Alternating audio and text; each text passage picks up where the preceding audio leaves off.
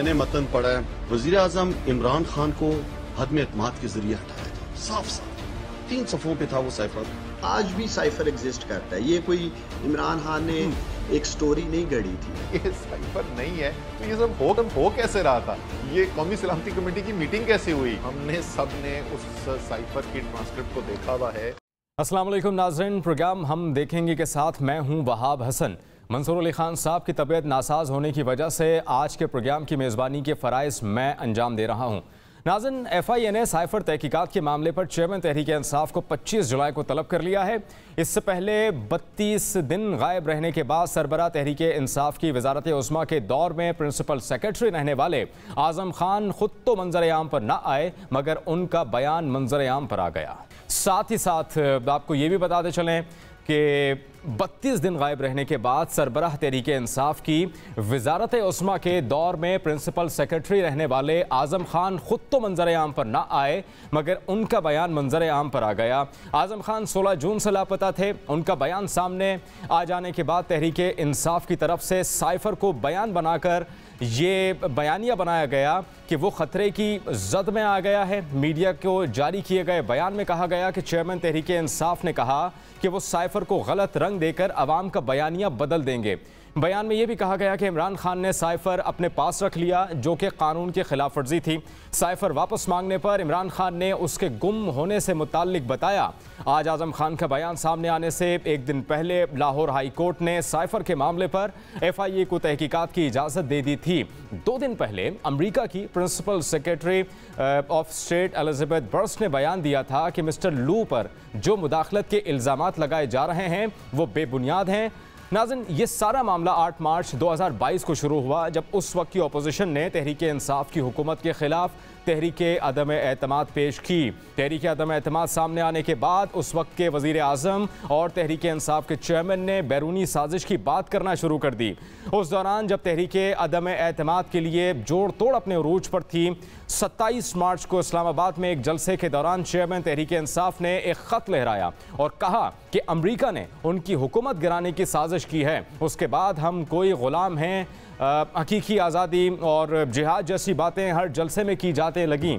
4 अप्रैल 2022 को के deputy speaker Qasim Suri ने रूलिंग दी कि बैरूनी साजिश एक हकीकत है, इसलिए वो अदम एतमाद की तहरीक को मुस्तरद करते हैं।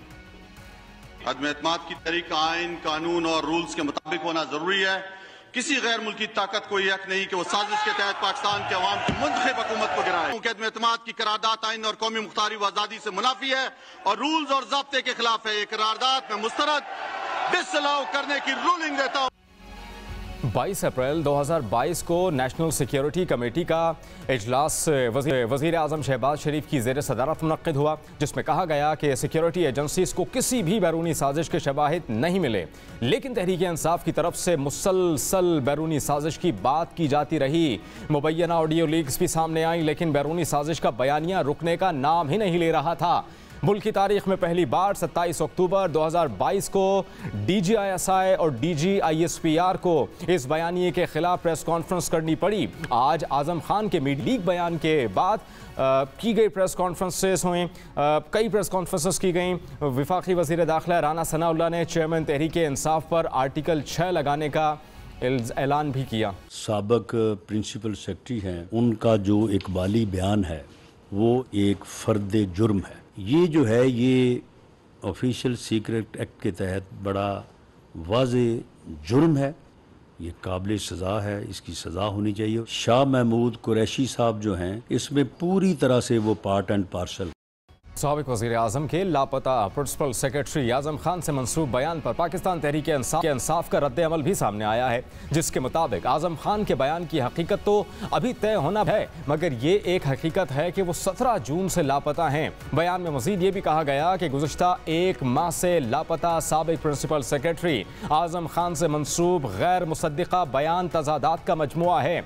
एक गुमशुदा शख्स की जानिब से मजिस्ट्रेट के रूबरू 164 का बयान रिकॉर्ड करवाया जाने बढ़ाना माहिरीन कानून की निगाह में नाकाबिल तसव्वुर है। तहरीक इंसाफ का मजीद ये भी कहना था कि इसी साइफर की बुनियाद पर अमरीका को इस्लामाबाद और वाशिंगटन में डीमार्च किया गया, जबकि तहरीक इंसाफ के चेयरमैन ने कहा कि आजम खान एक ईमानदार आदमी है, जब तक मैं उनके मुंह से नहीं सुनूंगा मैं कुछ भी नहीं मानूंगा। आजम खान के बयान ने मुल्क की सियासत में हलचल मचा दी। इस पर हम सवालात पूछेंगे। सवाल नंबर 1, क्या ये कहा जा सकता है कि चेयरमैन तहरीक इंसाफ ने बैरूनी साजिश का जो बयानिया बनाया था वो बयानिया आजम बयान के बाद दफन हो गया? सवाल नंबर 2, साबिक प्रिंसिपल सेक्रेटरी आजम खान के बयान के बाद क्या चेयरमैन तहरीक इंसाफ की मुश्किलात में मजीद इजाफा होगा? सवाल नंबर 3, क्या साइफर लहराने की पादाश में चेयरमैन तहरीक इंसाफ पर आर्टिकल 6 के तहत मुकदमा कायम हो सकता है? सवाल नंबर 4, तहरीक इंसाफ के वोटर्स आजम खान के बयान के बाद कोई गुलाम हैं के नारे से पीछे हट जाएंगे? इसी हवाले से हम बात करेंगे सीनियर सहाफ़ी और तज्ज़ियाकार Irshad Arif sahab, senior anchor person Nasrullah Malik और सीनियर तज्ज़ियाकार अफसा कोमल हमें ज्वाइन कर रही हैं। सबसे पहले मैं प्रोग्राम का आगाज़ कर लेता हूं इरशाद आरिफ साहब से। इरशाद साहब, ये बताइएगा कि आज़म खान का बयान सामने आया है, उनसे मंसूब किया गया, इस बयान में आखिर आप नया क्या समझते हैं जो इतना शोर मचाया जा रहा है इस बयान के बाद? देखिए, इसमें नया सिर्फ ये है कि साबिक वज़ीर आज़म और चेयरमैन PTI के एक काबिल एतमाद ब्यूरोक्रेट और प्रिंसिपल सेक्रेटरी ने एक बयान दिया है, ज़ाहिर है जिसकी एक अपनी अहमियत है। इमरान खान साहब उन पर एतमाद करते थे और इसी एतमाद की वजह से उन्होंने अपने कई करीबी दोस्तों को, कोलीग्स को, पार्टी के ओहदेदारों को नाराज़ किया। उसमें जनाब जहांगीर साहब शामिल हैं, फिरदौस शेख आवान शामिल हैं, कई और लोग हैं जिन्होंने हमेशा ये शिकवा किया कि आज़म खान ने उनके ताल्लुकात ख़राब किए खान साहब से। तो इसलिए अहमियत तो है इसकी, और जाहिर बात है कि लोग मुआवजा भी करेंगे कि खान साहब ने जिन लोगों पर एतमाद किया वो उनके एतमाद पर पूरे नहीं उतरे, और जिन लोगों को उन्होंने दुत्कारा, निकाला, वो किया, वो तो उस अरसे में उनके साथ खड़े रहे जब खान साहब इक़्तिदार में भी नहीं थे, और सबका हुकूमत के उनसे पहले जो हुकूमत थी उसके दौर में वो मुकाबला भी हालात में करते रहे। तो अहमियत तो इस बयान की है, लेकिन क्या इस बयान की वजह से खान साहब को कोई सियासी नुकसान हो सकता है? क्या उनके वोटर इसको दुरुस्त समझेंगे और वो मान लेंगे कि वाकई खान साहब किसी साजिश का हिस्सा थे, खान साहब ने दोस्त ममालिक के साथ ताल्लुकात ख़राब किए, खान साहब ने सियासी मकासद के लिए इतना बड़ा कदम उठाया? मेरा नहीं ख्याल कि पाकिस्तान जैसे माशरे में वोटर और सपोर्टर इतनी जल्दी किसी चीज़ से मुतासर होता है।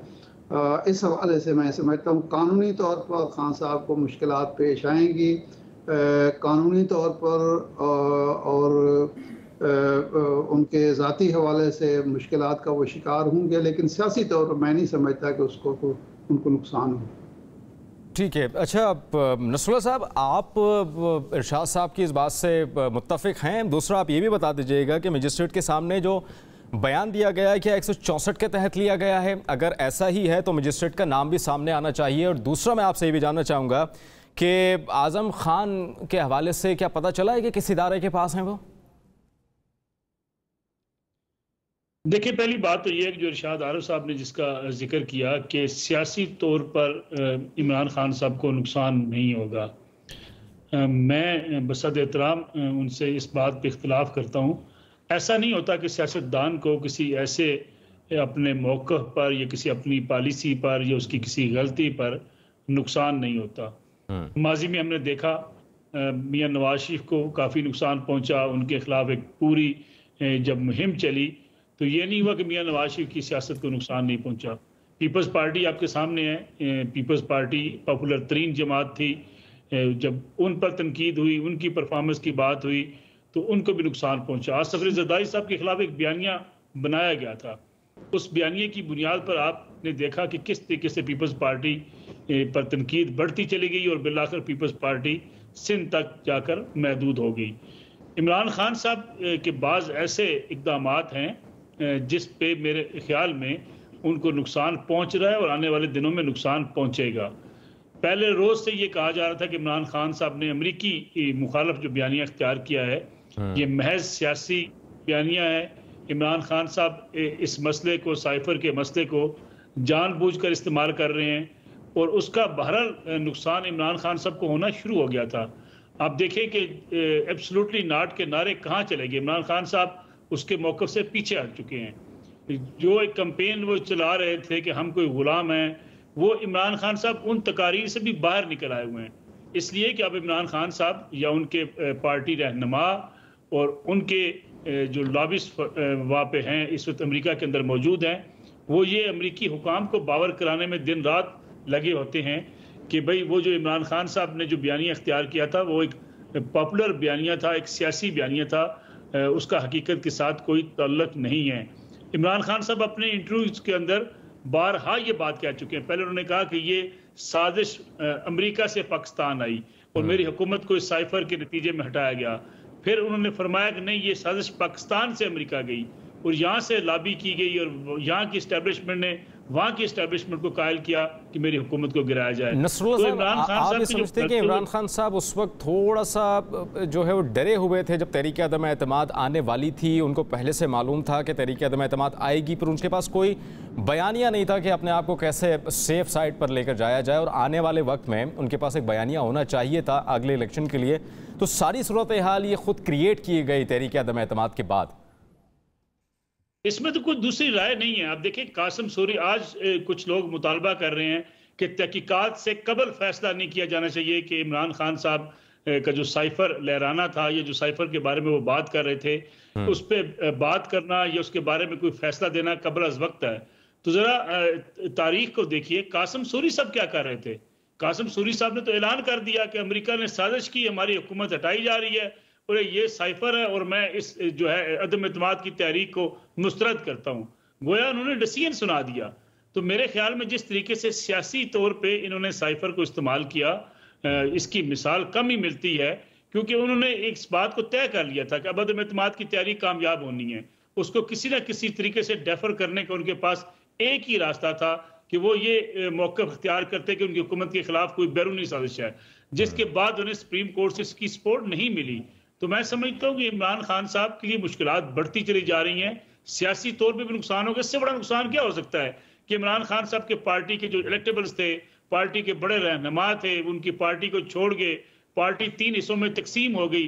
अब ये कहना कि जी सारे वोटर्स भी उतना मौजूद है, ऐसा कभी नहीं होता।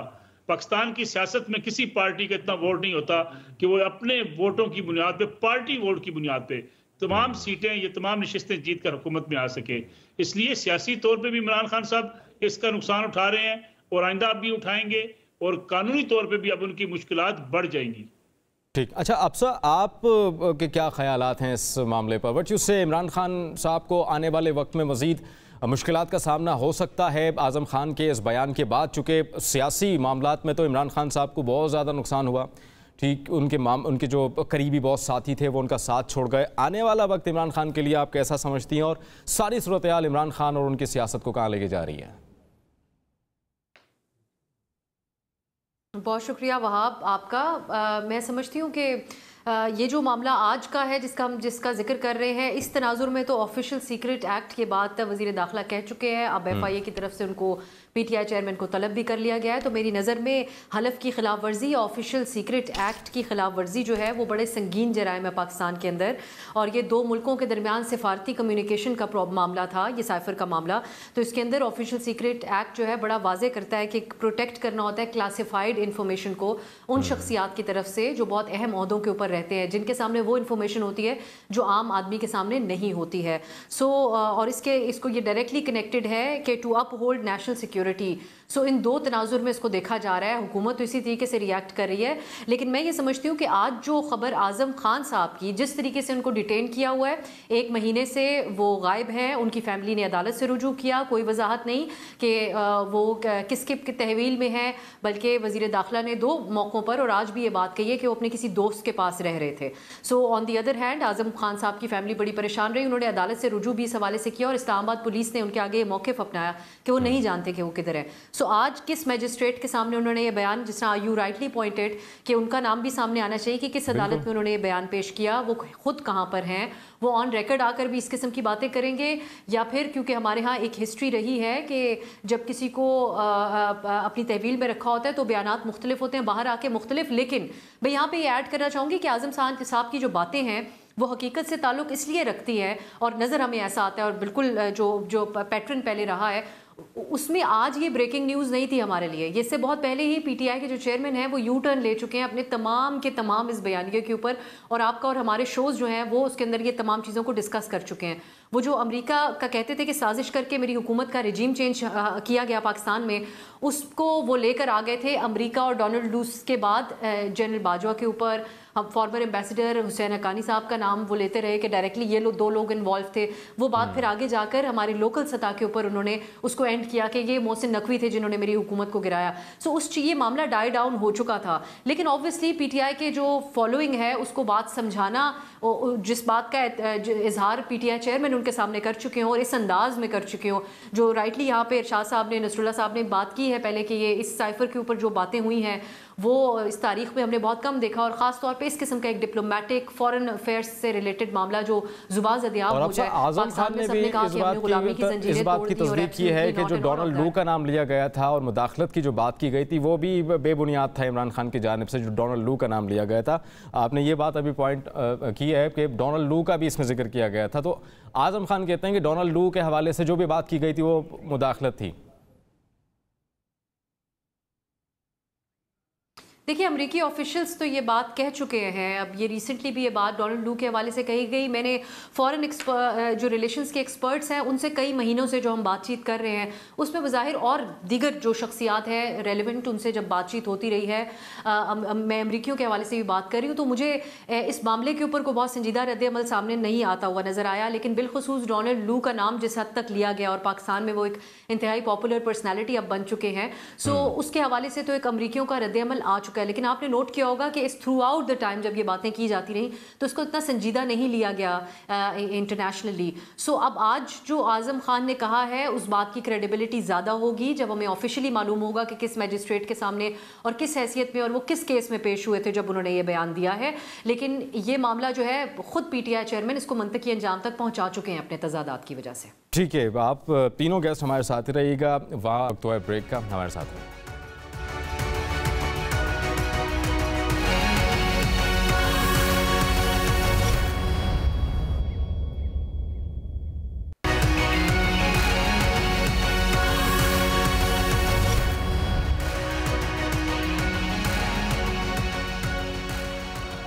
वेलकम नाज़रीन, सबसे पहले हम बात कर रहे थे डोनाल्ड लू से मुताल्लिक और इमरान खान के साइफर से मुताल्लिक जो उनका बयान था सामने आया था उस पर आज़म खान का बयान सामने आया। उन्होंने तमाम तर इल्ज़ामात की तरदीद की। हमारे साथ गेस्ट पैनल हैं, इरशाद आरिफ साहब हैं, अफसा कोमल हैं और नसरुल्लाह मलिक साहब। इरशाद साहब, अफसा कोमल साहब जिस तरह से फरमा रही थी कि सियासी मामलात में जो इमरान खान हैं वो बहुत ज़्यादा पीछे, लेकिन आने वाले वक्त में इमरान खान को मज़ीद जो है वो मुश्किलात का सामना करना पड़ सकता है, आप इस पर क्या कहेंगे?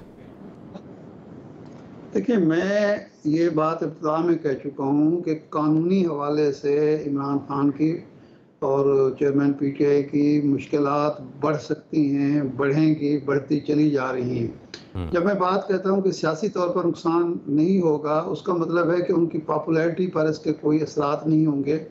और उसका सबूत ये है कि अगर पिछले 1 साल के या 1.25 साल के इक़दामात से उनकी पॉपुलैरिटी पर अगर 1% भी फ़र्क पड़ा होता तो आज आप और हम उनका नाम लेते हुए झिझक ना रहे होते, नंबर 1। नंबर 2, आज़म खान को 14 माह के बाद, यानी उनकी हुकूमत ख़त्म होने के 14 माह के बाद या 15 महीने के बाद गायब होने की या गायब करने की ज़रूरत नहीं थी।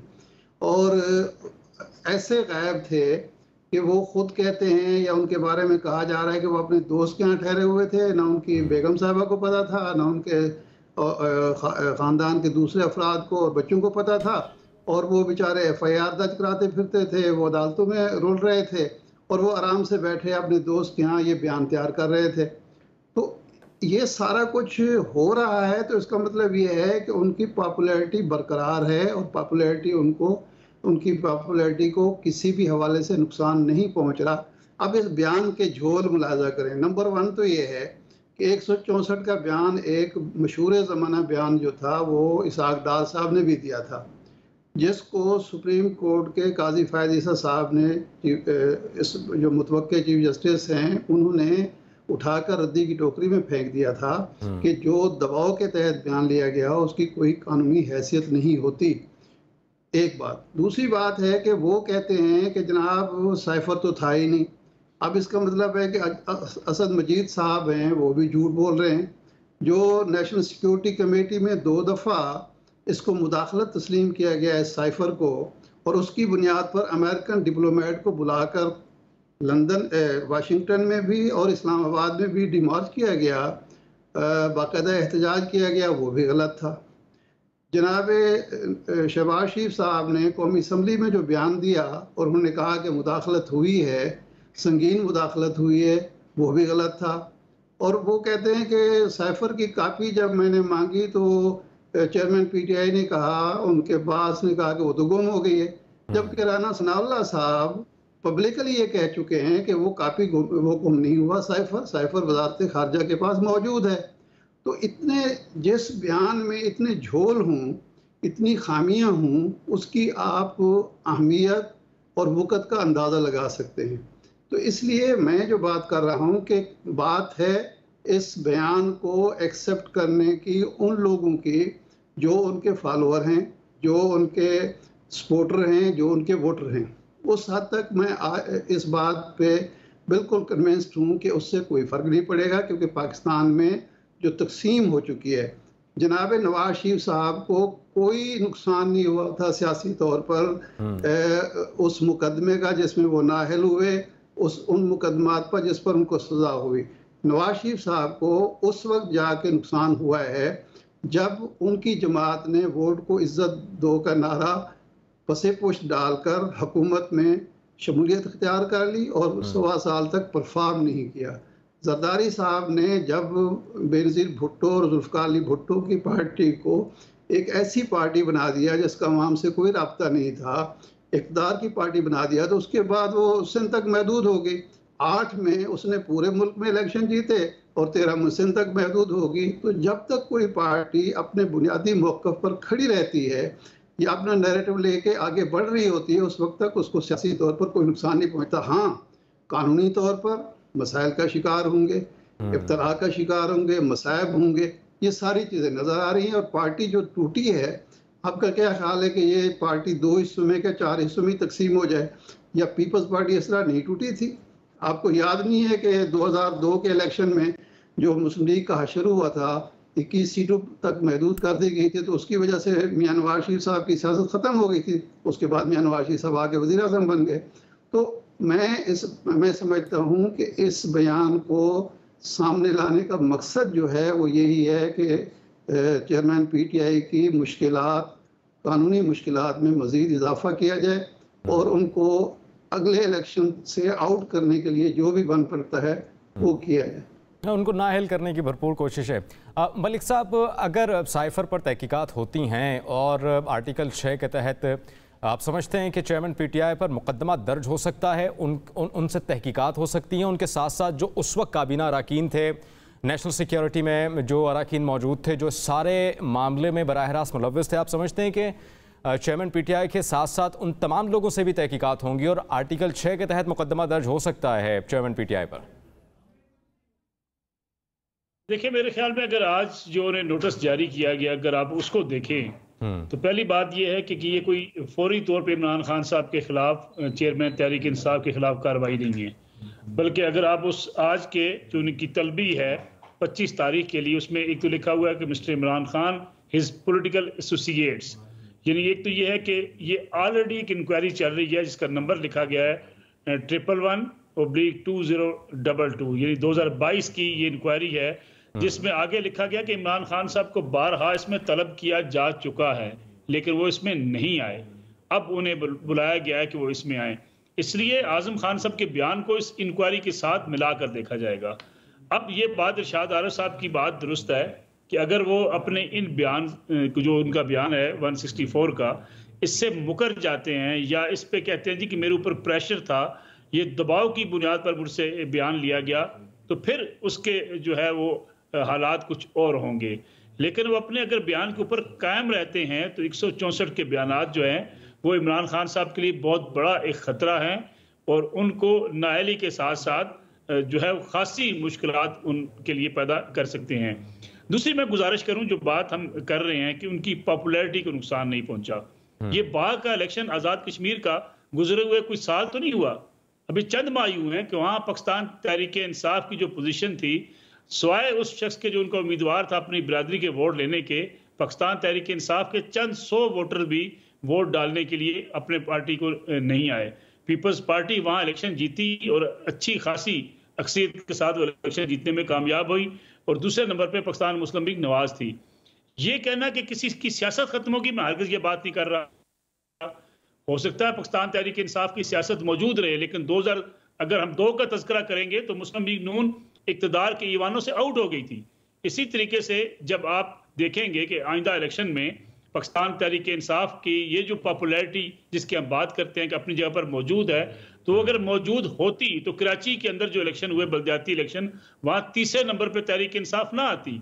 और फिर उसके साथ साथ जहाँ जहाँ आप देख रहे हैं तहरीक इंसाफ आस्ता आस्ता अपने इस बयानिए जो उन्होंने इख्तियार किया था, इमरान खान साहब की जो पॉलिसियाँ नहीं, उससे उनको डेंट पड़ा है। और वो सियासी मैदान में तो जीत होती है, सियासी मैदान में तो पॉपुलैरिटी की कोई हैसियत नहीं होती। क्योंकि पॉपुलर हैं, कितने पॉपुलर हैं, सोशल मीडिया पर पॉपुलर हैं, फेसबुक पर पॉपुलर हैं, ट्विटर्स पे उनको बड़ा फॉलो किया जाता है। वोटर का काम होता है वोट डालना, जब तक वोटर्स वोट नहीं डालते उस वक्त तक आपकी सियासत इक़्तिदार तक आपको नहीं हम मवाजना कर सकते हैं ग्राउंड रियलिटी और सोशल मीडिया फॉलोइंग से कि जो वोटिंग है, वोट बैंक है, वो कम हुआ है, ज्यादा हुआ है बनिस्बत सोशल मीडिया के? इससे हम मैं समझता हूं अगर आप सोशल मीडिया के अदाद शुमार देख लें, उससे भी आपको अंदाजा होगा कि जहां इमरान खान साहब की स्पीच या उनकी जो खिताब आता है उसकी तादाद में रेशो में कितनी कमी हुई है उसको भी आपको अंदाजा हो जाएगा। उसके साथ साथ ये कहना कि उनकी पॉपुलैरिटी, उनका वोटर, उनका सपोर्टर या उनका कारकुन कोई नहीं बदला, ये पाकिस्तान की सियासत में कभी नहीं हुआ।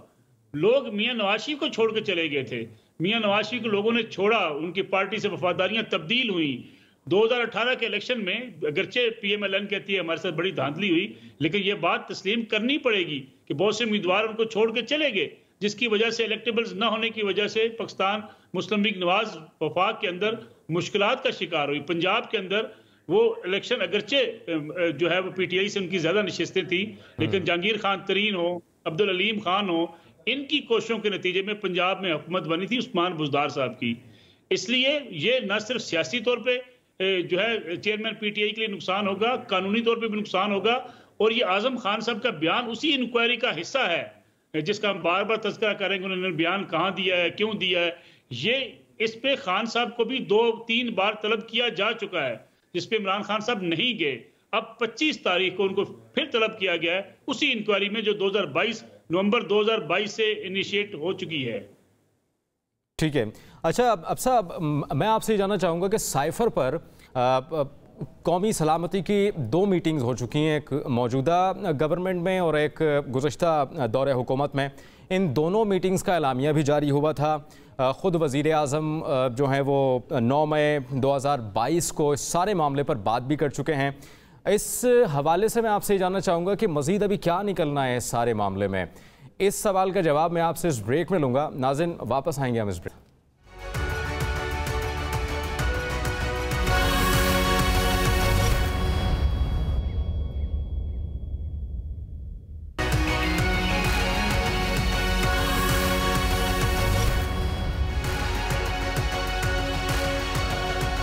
Welcome back.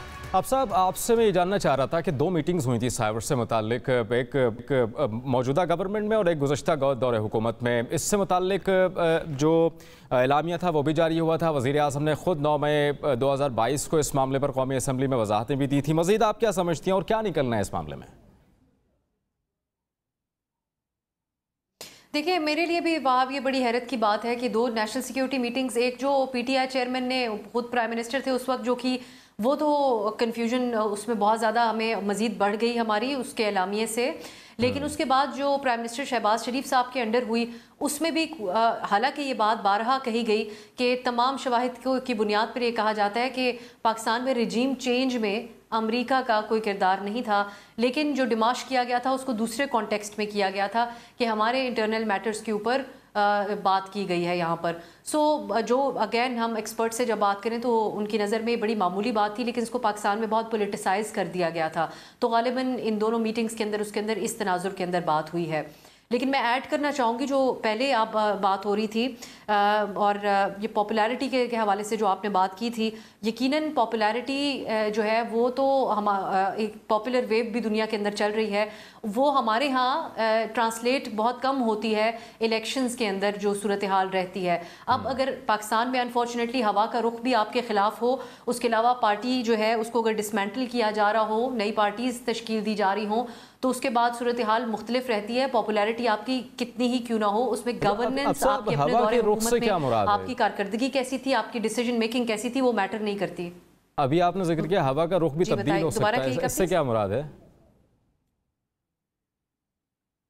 नहीं, मैं तो हवा का रुख तब्दील हो नहीं सकता, हवा का रुख तब्दील है। अच्छा। अगर आप पीटीआई की तमाम जो तारीख है उसको देखा जाए, जिस तरीके से वो हुकूमत में लाए थे, जिस तरीके से हुकूमत जाने के बाद वो जो उनको लेके आए थे उनके साथ ही जैसे वो आमने सामने हो गए, इसकी मिसाल भी बहुत कम पाकिस्तान के अंदर मिलती है। यहाँ पे इरशाद साहब एक बात कह रहे थे जिससे मैं बहुत ही रिस्पेक्टफुली डिसएग्री करना चाहूँगी, मेरे सीनियर हैं उनसे हम सीखते हैं, लेकिन उन्होंने कहा कि नवाज शरीफ के साथ तो वो नहीं हुआ था, उनके साथ तो बल्कि उनके जो सिर्फ केसेस थे उसके एतबार से उनके साथ मामलात हुए थे। नौयत मुख्तलिफ हो सकती है क्योंकि यहाँ पर पीटीआई के जो चेयरमैन हैं उनको जो मुश्किलात का सामना है उसमें 9 मई के वाक़यात के तनाजुर में मुश्किलात का सामना है, जो ऑब्वियसली उन्होंने खुद इनिशिएट किया था। वो तमाम महाज़ाराई उन्होंने खुद की थी, जिसके नतीजे में उनके वर्कर, उनके सपोर्टर जो है वो इतने मुश्तइल हो गए थे। लेकिन नवाज शरीफ के साथ भी ऐसे ही मामलात पेश आए थे। उस वक्त जब डॉन लीक्स का मामला हुआ था, आपको याद होगा, एक कैंपेन थी बाकायदा तौर पे, वो बहुत बेबुनियाद रहा मामला और वक्त के साथ वो मालूम भी हुआ। उसके अलावा बराबर का मौका उनकी जमात को भी पार्टिसिपेट करने के लिए नहीं दिया गया था। 3-4 साल यही शोर उन्होंने भी मचाया और उनकी दीगर जमातों ने जो अपोजिशन में थी कि RTS बिठा दिया गया।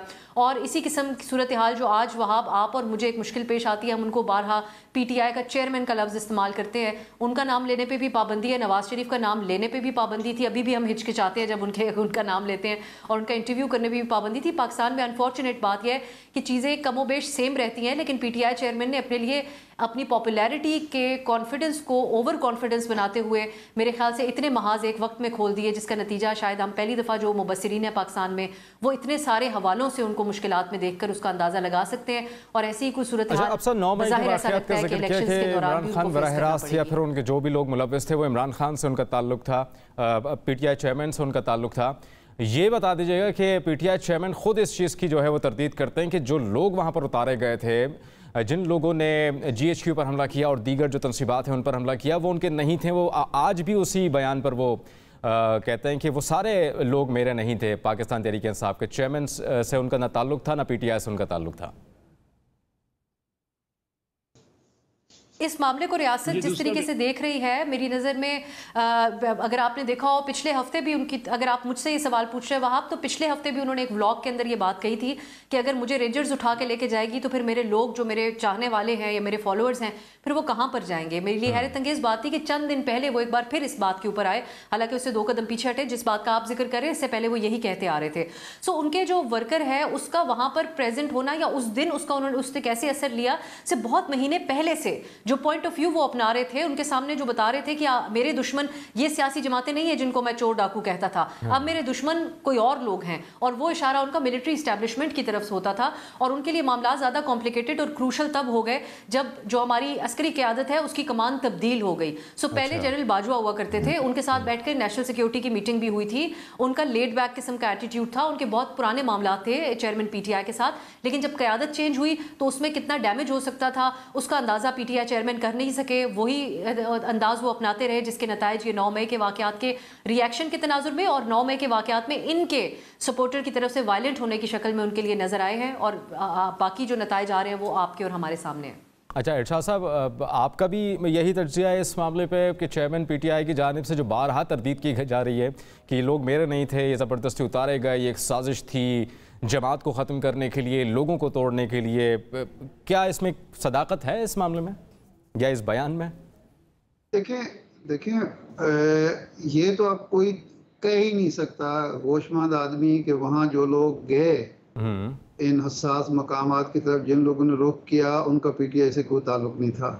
तोड़ फोड़ के इशू पर तो कोई इख्तलाफ राय हो सकता है, लेकिन ये तो कोई मसला नहीं है। मैंने इफ्तार दुरानी साहब से एक वहाँ में ये कहा था कि एक मोहल्ला है शाही मस्जिद के करीब, एक आदमी अगर वहाँ से गुजरता है तो उस पर कोई भी लेबल लगाया जा सकता है और फिर वो 1000 दफ़ा कहता रहे कि मैं फजे के पाए खाने गया था या बादशाह मस्जिद की तरफ जा रहा था, तो उसकी तरदीद को कोई नहीं मानेगा। ये जाना ही गलत था। जिसने भी ये फैसला किया और जिसने भी कारकुनों को उकसाया या कारकुनों को रास्ता दिखाया, उससे गलती हुई और उस गलती का खमियाजा आपको भुगतना पड़ेगा।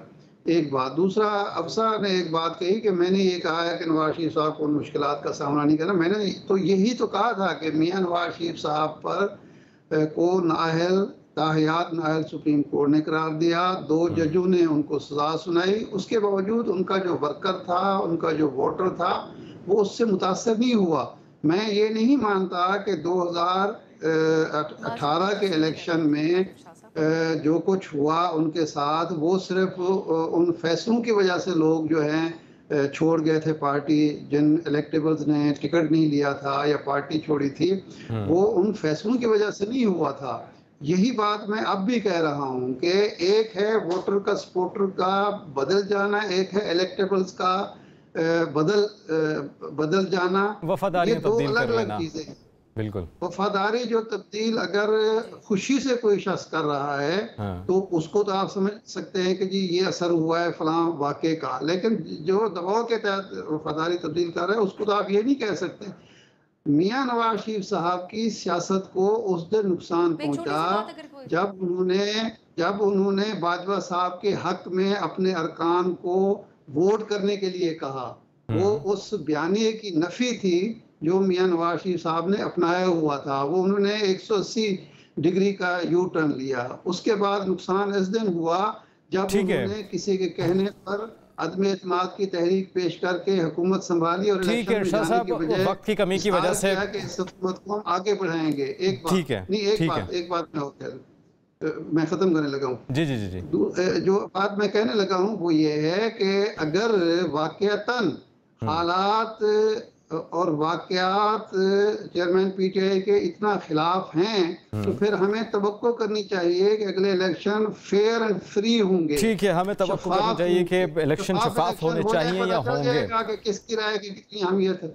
ठीक है। अच्छा नसरुल्लाह साहब, मैं आपकी तरफ आऊँगा कि साबिक DGISPR की जानिब से प्रेस कॉन्फ्रेंस भी की गई, 12 तरदीद की गई, साइफर नहीं थी, मुदाखलत थी, इसमें कितनी सदाकत है इस बयान में और अभी इस बयान को किस तरह से लेना चाहिए? उस वक्त के साबिक DGISPR की जानिब से जो प्रेस कॉन्फ्रेंस की गई थी, मुख्तसरन आप काइंडली इस पर बताइएगा नसरुल्लाह साहब। मेरे ख्याल में साइफर के हवाले से इतना कुछ आ चुका, ये कहना कि सिक्योरिटी कमेटी में ये इसको मुदाखलत के तौर पे कोई वाज़ेह स्टांस नहीं लिया गया। बड़ा वाज़ेह स्टांस था। DGISPR की प्रेस कॉन्फ्रेंस थी कि कोई हुकूमत हटाने के हवाले से कोई साजिश नहीं हुई, ये लफ्ज़ इस्तेमाल किए गए। रही बात साइफर की, ये साइफर जब हम अफगानिस्तान से हमारे पास आते हैं या हम पाकिस्तान अफगानिस्तान में साइफर भेजता है मुदाखलत के हवाले से, तो क्या हम वहाँ हुकूमत चेंज करना चाहते हैं? यानी ये साइफर एक ऐसी रूटीन की कार्रवाई होती है जो ममालिक देते रहते हैं, जिसपे पाकिस्तान प्रोटेस्ट करता है, इंडिया प्रोटेस्ट करता है, अमेरिका के खिलाफ कई दफ़ा पाकिस्तान इस हवाले से प्रोटेस्ट कर चुका है, लेकिन इसको सियासी एक रंग देकर जिस तरीके से इस्तेमाल किया गया, इसकी बात की जा रही है। और बारहा कमेटी के हर इजलास के बाद ये जो भी स्टेटमेंट दी गई उसमें वाज़ेह तौर पर कहा गया कि हुकूमत के खिलाफ साजिश इस साइफर का हिस्सा नहीं थी। ठीक है, दूसरी बात जो भी ये साजिश हुकूमत का हिस्सा नहीं। जी मैं एक जुमला कह दूं, ये लाहौर से NA 125 से इमरान खान साहब जीते थे। अच्छा। और उसके ज़िमनी इंतखाब में ख्वाजा साद रफीक जीत गए। हम ये क्यों अज्यूम कर लेते हैं कि जनाब वोटर जो है वो आगे पीछे नहीं होता, वोटर्स कम नहीं होते, वोटर्स जो है वो शिफ्ट होते हैं। यही पाकिस्तान की सियासी जमातों के साथ होया, इसलिए वो इक़्तिदार में आती हैं। ठीक है नसरुल्लाह साहब, आप ये कहना चाह रहे हैं कि चेयरमैन तहरीक इंसाफ के वोट बैंक पर बराह रास्त असर पड़ेगा। 25 तारीख को भी चेयरमैन तहरीक इंसाफ को FIA के इंसदाद दहशतगर्दी विंग की जानिब से बुलाया गया है। साइफर पर दस्तावेजात मांगे गए हैं। देखें सियासी रुख क्या जो है वो सामने लेकर आता है मामलात को। प्रोग्राम का वक्त ख़त्म हुआ। अल्लाह हाफ़िज़।